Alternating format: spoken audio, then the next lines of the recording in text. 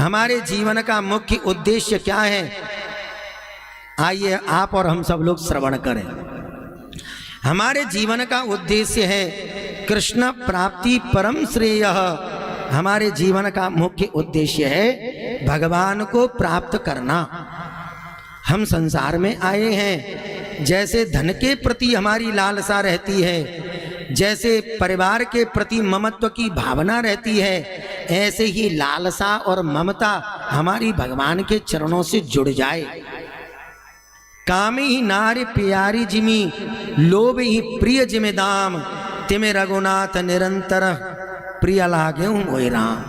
जैसे कामी को नारी प्रिय लगती है, लोभी को धन प्रिय लगता है, ऐसे ही भगवान प्रिय लगने लग जाए तो भगवान की कृपा प्रसाद उसे क्षण भर में प्राप्त होने लगती है। संसार में आकर के संसार के विविध विविध संसाधनों को प्राप्त करके संसार के कार्यों को करना अपराध नहीं है भैया। भागवत आपको बाबा जी बनाने का ज्ञान नहीं दे रही, भागवत आपको घर छुड़ाने के लिए नहीं कह रही। भागवत तो ये कह रही है आप घर में रह करके भगवान से मन को लगाओ, हाथ पैर शरीर से समस्त कार्य करो, लेकिन मन को ही बस ठाकुर जी के चरणों में समर्पित करके रखो। कर से कर्म करहि विधिना, कर से कर्म करहि विधिना, कर से कर्म करहि विधिना, कर से कर्म करहि विधिना। मन राखियो जहाँ कृपा निधाना, मन राखियो जहाँ कृपा निधाना, मन राखियो जहाँ कृपा निधाना, मन राखियो जहाँ कृपा निधाना, मन राखियो जहाँ कृपा निधाना, मन राखियो जहाँ कृपा निधाना। कर से कर्म करहि विधिना, कर से कर्म करहि विधिना, कर से कर्म करहि विधिना, कर से कर्म करहि विधिना।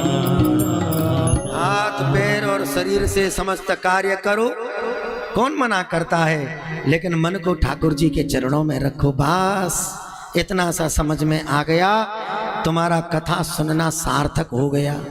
बोलो राधे राधे। दूसरा प्रश्न है शास्त्र सारः, शास्त्रों का निचोड़ क्या है? तो शास्त्र तो 18 पुराण हैं, 6 शास्त्र हैं, 4 वेद हैं, श्रुतियां हैं, मीमांसाएं हैं, और सबने माँ की बात बताई है। 2 बात कौन कौन सी हैं? ये 2 बातों को कंठस्थ कर लो। अष्टादश पुराणेषु व्यासस्य वचनद्वयम्,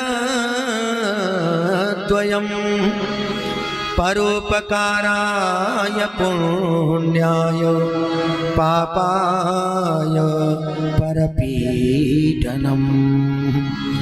अष्टादश पुराणेषु व्यासस्य वचनद्वयम्, परोपकाराय पुण्याय पापाय परपीडनम्।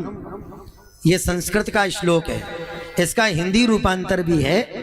4 वेद 6 शास्त्र में बात मिली है 2, दुख दीने दुख होत है, सुख दीने सुख होए। दूसरों को सुख पहुंचाने के बराबर इस दुनिया में पुण्य नहीं है, और दूसरों को दुख पहुंचाने के बराबर इस दुनिया में पाप नहीं है। इसलिए कोशिश करें अपने शरीर से दूसरों के लिए अच्छा अच्छा बने। अगर अच्छा नहीं कर सकती तो कोशिश करें बुरा ना बन पाए। ऐसी वाणी का कदापि प्रयोग न करें जो दूसरे को दुख पहुंचाने वाली हो। बोलो राधे राधे।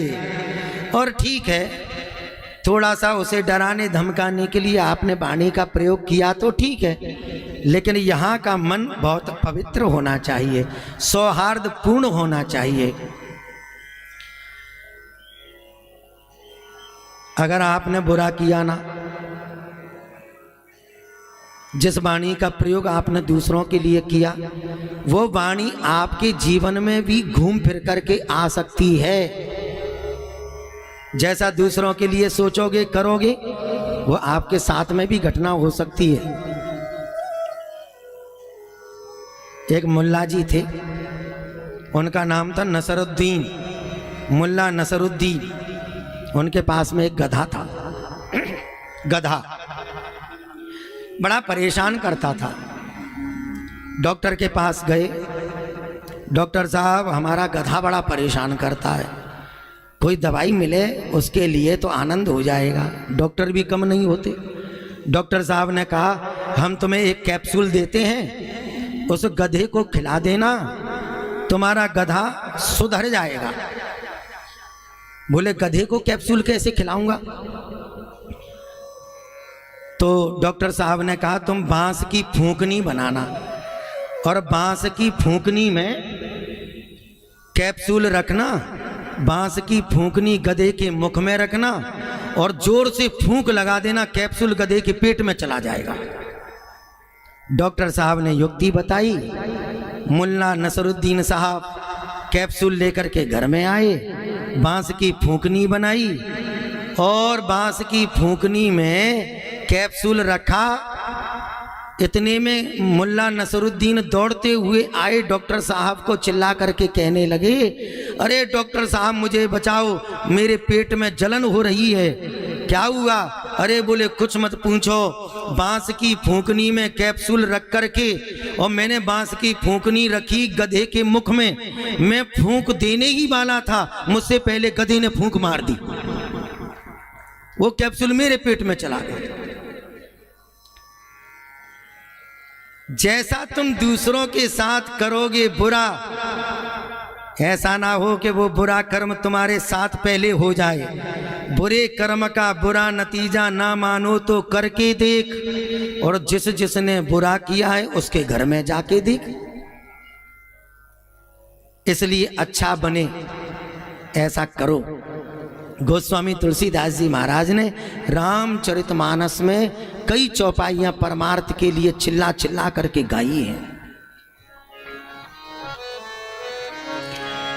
परहित सरे सधर्म नहीं भाई, पर पीड़ा समनहि अधमाई। परहित सरे सधर्म नहीं भाई, पर पीड़ा समनहि अधमाई। परहित सरे सधर्म नहीं भाई, पर पीड़ा समनहि अधमाई। परहित सरे सधर्म नहीं भाई, पर पीड़ा समनहि अधमाई। श्री राम जय राम जय जय राम, श्री राम जय राम जय जय राम।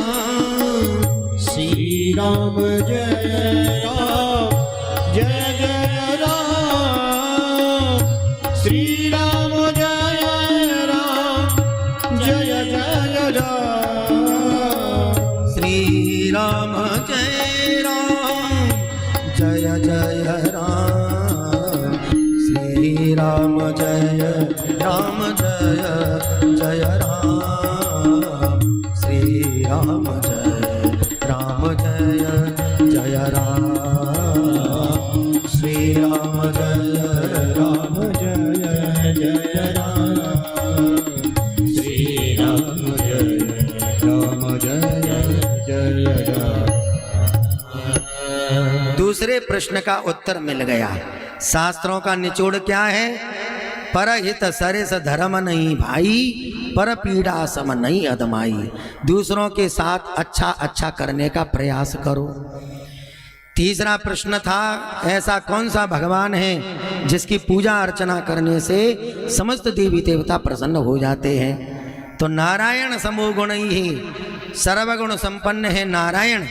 जैसे प्रत्येक डाली पत्तों को हरा भरा रखने के लिए वृक्ष की डाली और पत्तों को अलग अलग से पानी नहीं देना पड़ता, पेड़ की डाली और पत्तों को हरा भरा रखने के लिए पेड़ की जड़ में पानी डालने से पूरा पेड़ हरा भरा रहता है। ऐसे ही नारायण के चरणों को पूजने मात्र से समस्त देवी देवता प्रसन्न हो जाते हैं। इसलिए नारायण सर्वोपरि हैं। एक ही साध है सब सद है, सब साध है सब जाय। एक को इष्ट बनाओ, मानो सबको निष्ठा एक में रखो। बोलो राधे राधे। भगवान अवतार क्यों लेते हैं? तो इसके लिए गोस्वामी तुलसीदास जी महाराज और गीता का श्लोक कह रहा है, परित्राणाय साधूनां विनाशाय च दुष्कृतां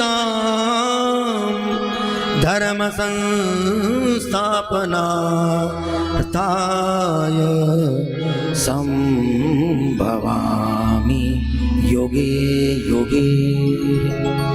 जब जब धर्म की हानि होती है, अधर्म का बोलबाला बढ़ता है, तब वेद गौ और ब्राह्मण संतों की रक्षा के लिए भगवान अवतरण का धातु से अवतार शब्द का प्रादुर्भाव हुआ है। अवतार का मतलब उतरना, ऊपर से भगवान नीचे उतरते हैं। जब जब हो ये धर्म की हानि, बाढ़ी असुर अधम अभिमानी। जब जब हो ये धर्म की हानि, बाढ़ी असुर अधम अभिमानी। तब तब धरी प्रभु विविध शरीरा, हरहि कृपा